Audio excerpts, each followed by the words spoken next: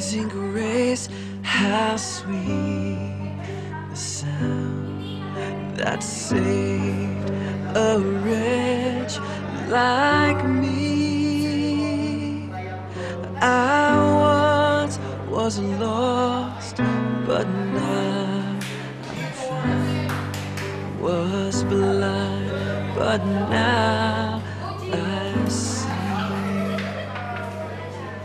'Twas grace that taught my heart to fear, and grace my fears relieved.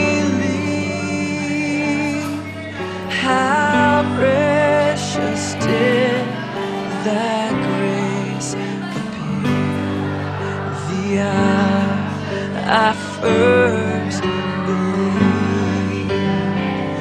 My chains are gone, I've been set free.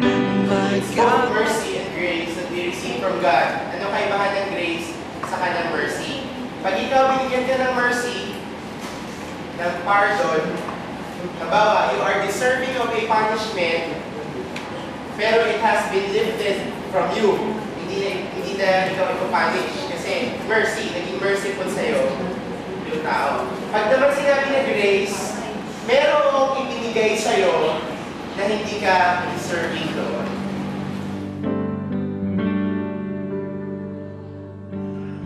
the Lord has promised good. God so loved that He gave His only begotten Son, that if you will believe in Him, pangalan ulit, you will not perish. But, pangalan ulit, you will have what? Eternal life. He is in love with you. God is in love with you. Kahit na ikaw pinipila ka sa damak-mak halang bito ka sa buong planeta nito, God still loves you. It's just a matter of how you respond to that love. God doesn't want any man to go to hell. Kaya nga ginawa niya yun.